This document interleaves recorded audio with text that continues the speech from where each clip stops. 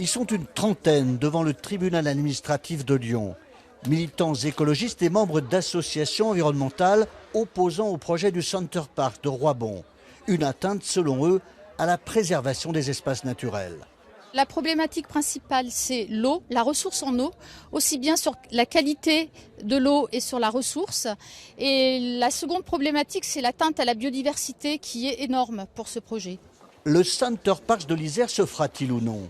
Pour répondre à la question, la Cour administrative d'appel de Lyon orchestre une nouvelle audience très technique, une énième confrontation dans une bataille judiciaire qui dure depuis bientôt 10 ans. Point central, les zones humides et leur protection. Le Conseil d'État en donne une nouvelle définition depuis 2017.